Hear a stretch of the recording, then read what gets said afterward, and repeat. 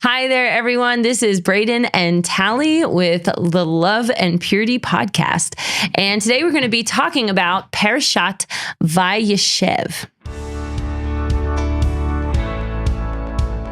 Welcome, everybody. So here we are discussing the story of Joseph in this parasha this week.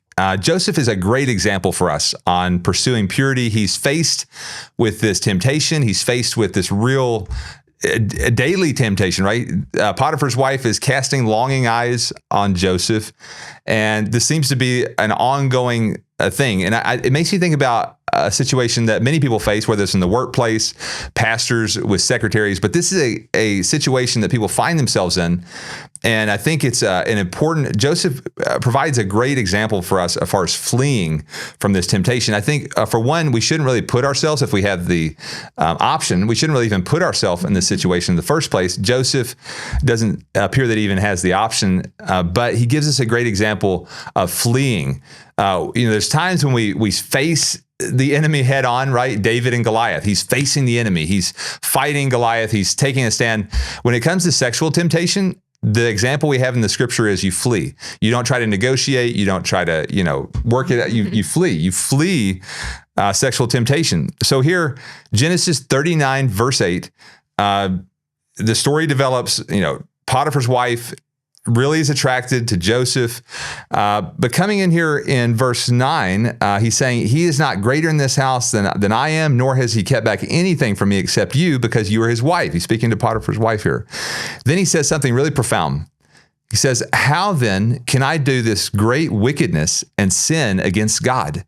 Joseph realizes deep down in his heart that by giving in to Potiphar's wife, to go lie with her, that he would actually be sinning against God himself. And David makes an interesting statement as well in this regard in Psalm 51:4. He says, against you and you only have I sinned. This is after his fall with Bathsheba, right? He's committed adultery. And here he's recognizing the same thing that Joseph says. He recognizes that he sinned against God himself. And there's something, I think, deep in the heart of people that realizes that sexual sins it's a sin against God. And I think it goes back to Genesis 1, where God says he creates man in his own image. In the image of God, he created him, male and female, he created them. So this husband-wife relationship is a reflection of God. And then when there's unfaithfulness or immorality, unholiness in that, there's not a sacredness to that union. When it's, when people go outside of marriage or there's fornication, then it's actually a sin against God. It's a sin against the image, the nature of God. And it's so important that we seek to walk in holiness so that we can be a good picture of the holiness of God. Mm-hmm. Yeah. I think, there's a lot of maybe emphasis on why are you faithful? Well, you're faithful because, you want to, be good to your spouse or whatever. There's that reasoning, which is true and it's good.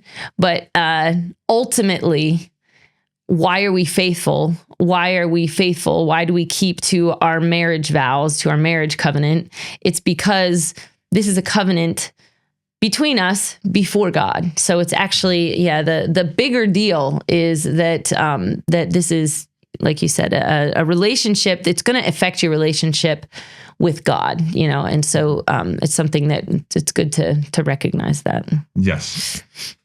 There's an interesting quote here. I've got this quote from William Reich. This is from 1933. It's a communist guy. He says, we as communists used to debate people about the existence of God. And after a while, I came to a conclusion that this was a waste of time. You aren't going to debate people away from the existence of God. But what we found was that if you get people involved in deviant sexual behavior, the whole idea of God just disappears automatically. Mm-hmm. And so he realized this. He realized if we can get young people to not be faithful, to just, freely throw away their innocence, then eventually the whole idea of God erodes. And it goes back to this truth that people deep down realize that by going in this direction, they're actually sinning against God himself. Mm-hmm. And the effects of this are really obvious. If you look at culture, we look at where our nation is, when you look at the United States of America, where we've gotten over the past several decades. So in 1940, only 3.8% of children were born to unmarried women. Only 3.8%. That's very small percentage of the population. And then we fast forwarding to 2009, 41% are born to unmarried women. And so here we can see the effects of unfaithfulness. How it just really tears apart the foundations of society when people are not being faithful in marriages. You have all these children that are being raised with this this brokenness. Yeah, this picture of just there's no faithfulness. There's no foundation. Foundation in these children's lives. And so it's our job, I believe, as followers of Yeshua, to take a stand to say, no, we want to fight for purity. We want to be Josephs of our generation, that when we're faced with these temptations, whether it be on the internet, whether it be in real life, as far as, relationships, that we're fleeing from these temptations. Mm-hmm. Since 1973, more than 52 million abortions have been performed in the United States. So this is also a fruit of the immorality. Approximately 1/3 of the entire population of the United States currently has a sexually transmitted disease, according to the Centers for Disease Control and Prevention. So 1/3. It's been devastating, the effects of this, that people have not fled from immorality. America has the highest sexually transmitted disease infection rate in the entire world. The United States has the highest teen pregnancy rate in the entire industrialized world. So just how important it is for us to realize the brokenness and to take a stand for truth, for holiness, for love and purity, to say this is the right way. Let's walk in this way that produces wholeness, that produces families that are going to stand. And yes, we want to reach out to people that are broken and reach out to the needy, but even for those that maybe have made mistakes, if you've had a divorce, but you can seek to instill values of faithfulness and truth to the upcoming generation is so important. Mm-hmm. Continue on in verse 11 of chapter 39. It says, "But one day when he went into the house to do his work, and none of the men of the house were there in the house, she caught him by his garment, saying, 'Lie with me.'" Here, Potiphar's wife, she's persistent, trying to get Joseph, but he left his garment in her hand and fled and got out of the house. So here we see he's fleeing. 2 Timothy 2:22, "Flee also youthful lust, but pursue righteousness, faith, love, peace with those who call on the Lord out of a pure heart." So here again, just this encouragement to seek God with others that are seeking the same thing. I encourage you to band together with other people that have this similar desire. Is so important. Flee, run away from it. Mm-hmm. Youthful lust. Yeah, I'm also just thinking about the story of the house, that's built on the sand, or the house that's built on the rock, and those, the storm comes in, and it seems like we see with Joseph, he had a really firm foundation. Like he knew what he was living for. He knew who his God was, what his God required of him. He was faithful to that. So somehow there was a very firm foundation that he had. And so, a lot of times today, we've seen so many Christian leaders fall into these kind of problems, and Christianity just as a whole, it seems like this whole, sexual immorality has really pulled the rug out from underneath Christianity, and just unawares, it's just like they seem like surprised by it, kind of a thing. Mm-hmm. And it's really just shows how much we need that firm foundation, how much we need to be on guard, how much we need to be deliberate about what things to look out for in order for us to protect this place, because this is a key part of the life that God has called us to live as followers of Him. He's called us to walk in holiness, in purity, and so we need to really embrace that and have a game plan. Joseph, he he realized the warning signs. It kind of makes you wonder like how long this whole story led up to this, Right. But he recognized the pursuit. He recognized the warning signs. And when he had to, he was ready to say no and flee.